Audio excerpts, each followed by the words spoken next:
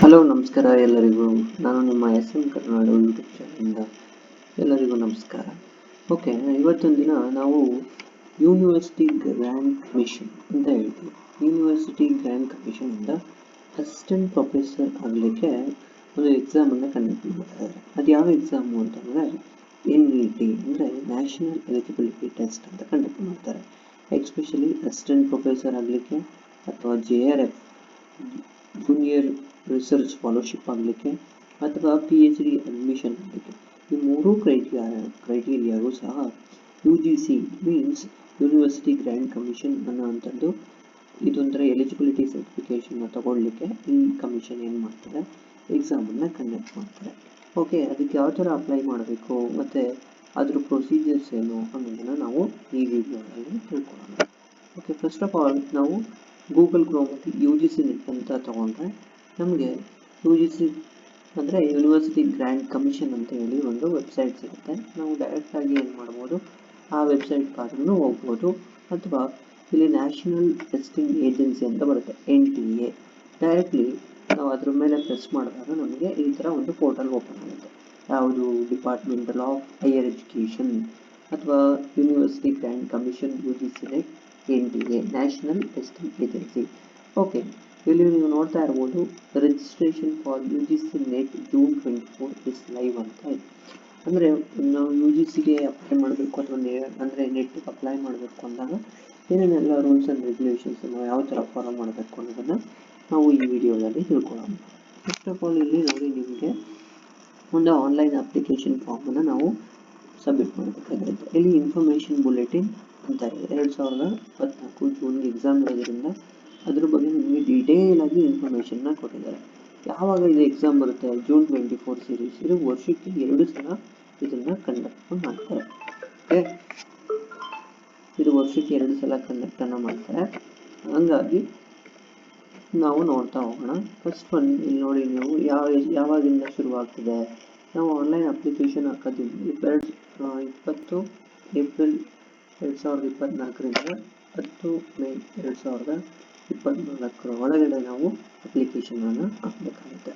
Fees pay ಮಾಡೋವಂಥ last date 11th May 2024 to 12th May 2024 ಇರುತ್ತೆ. ಫೀಸಸ್ ಎಲ್ಲ ಯಾವ ಥರ ಪೇಮೆಂಟ್ ಮಾಡಿದ್ರೆ, ಆಸ್ ಎ ಜನರಲ್ ಕ್ಯಾಟಗರಿ ಅಂದರೆ 1150 ರೂಪಾಯಿ. ಜನರಲ್ EWS ಅಂದರೆ ಎಕನಾಮಿಕಲಿ ವೀಕರ್ ಸೆಕ್ಷನ್ ಅಥವಾ OBC ಅಂತ ಏನು ಕರಿತೀವಿ, ಅದರ ಬ್ಯಾಕ್ವರ್ಡ್ ಕ್ಲಾಸಸ್ ಬಂದು 600 ರೂಪಾಯಿ ಆಗಿರುತ್ತೆ. SC ST ಮತ್ತು ಪರ್ಸನ್ ವಿತ್ ಡಿಸೇಬಲ್ಡ್ ಅವರಿಗೆ 325 ರೂಪಾಯಿ ಫಿಕ್ಸ್ ಆಗಿರುತ್ತೆ. ಓಕೆನಾ. And correction of application form 13th May 2024 and 15th May 2024ವರೆಗೂ ಸಹ ನಿಮಗೆ ಅವಕಾಶ ಇರುತ್ತೆ. ಏನಕ್ಕೋಸ್ಕರ, ಫಾರ್ ದ ಕರೆಕ್ಷನ್. ಎಕ್ಸಾಮ್ ಯಾವತ್ತು ನಡೆಯುತ್ತೆ ಅಂತ ಕೊಟ್ಟಿದ್ದಾರೆ ಆಲ್ರೆಡಿ. 16th June 2024ಗೆ ಎಕ್ಸಾಮ್ ನಡೆಯುತ್ತೆ. ಓಕೆನಾ. Next duration of timing totally 3 hours durations ಇರುತ್ತೆ. ಓಕೆನಾ. ಪೇಪರ್ 1 ಆ್ಯಂಡ್ ಪೇಪರ್ 2 ಇರುತ್ತೆ. ಪೇಪರ್ 1 ಬಂದು ಜನರಲ್ ಪೇಪರ್ಸ್ ಇರುತ್ತೆ. ಪೇಪರ್ 2 ಬಂದು ಬೇಸ್ಡ್ ಆನ್ ನೀವು ಮಾಸ್ಟರ್ ಡಿಗ್ರಿಯಲ್ಲಿ ಯಾವ ಸಬ್ಜೆಕ್ಟನ್ನು ನೀವು ಓದಿರ್ತೀರೋ, example MCom or MBA or MCA or MTech, okay, any courses it's related to the post graduation. Okay, in this they are providing the criteria. ಯಾವ್ಯಾವ criteria 1, 2, 3 ಅಂತ ಕೊಟ್ಟಿದ್ದಾರೆ, ಅದ್ರ ಬಗ್ಗೆ ನಾವು ನೋಡ್ತಾ ಹೋಗ್ಬೋದು. ಅದಾದಮೇಲೆ ನಿಮಗೆ ಪೇಪರ್ 1 ಬಂದು ಟೋಟಲ್ 100 ಮಾರ್ಕ್ಸ್ ಇರುತ್ತೆ. 100 ಮಾರ್ಕ್ಸ್ಗೆ 50 ಕ್ವಶನ್ಸ್ ಕೊಟ್ಟಿರ್ತಾರೆ. ಆದರೆ 50 ಕ್ವಶನ್ಸ್ಗೆ ಟೋಟಲ್ 2 ಅಂದರೆ 1ಕ್ಕೆ 2 ಮಾರ್ಕ್ಸ್, ಅದೇ ಥರ 50ಕ್ಕೆ 2 ಮಾರ್ಕ್ಸ್ ಅಂದರೆ 100 ಟೋಟಲ್ ಮಾರ್ಕ್ಸ್ ಸಿಗುತ್ತೆ. ನೆಕ್ಸ್ಟ್ ಪೇಪರ್ 2 ಬಂದು 200 ಮಾರ್ಕ್ಸ್ ಇರುತ್ತೆ. 100 ಕ್ವಶನ್ಸ್ ಇರುತ್ತೆ. 1 ಕ್ವಶನ್ಸ್ಗೆ 2 ಮಾರ್ಕ್ಸ್ ಕನ್ಸಿಡರ್ ಆಗುತ್ತೆ.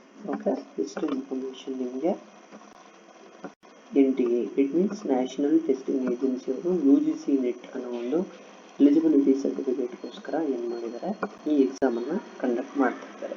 ಓಕೆನಾ. ಅದೇ ಏಜ್ ಲಿಮಿಟ್ ನೋಡೋದಾದರೆ JRF ಅಂತ ಬರುತ್ತೆ, ಜೂನಿಯರ್ ರಿಸರ್ಚ್ ಫಾಲೋಶಿಪ್ ಅಂತ. ಅದಕ್ಕೆ 30 ವರ್ಷದ ಒಳಗಡೆ ನಾವೇನು ಮಾಡಿರಬೇಕು, ಅಪ್ಲೈ ಮಾಡಬೇಕು. ಬಟ್ ಅಸಿಸ್ಟೆಂಟ್ ಪ್ರೊಫೆಸರ್ ಮತ್ತು ಅಡ್ಮಿಷನ್ ಟು PhD ಅನ್ನೋ ಎಲಿಜಿಬಿಲಿಟಿಗೆ ಯಾವುದೇ ಥರ ಏಜ್ ರಿಲ್ಯಾಕ್ಸೇಷನ್ ಇರೋದಿಲ್ಲ. ಓಕೆನಾ. ನಾವು ಯಾವಾಗ ಬೇಕಾದರೂ ಅಂದರೆ there is no age limit ಅಂತ ಕರಿತೀವಿ. ಓಕೆನಾ.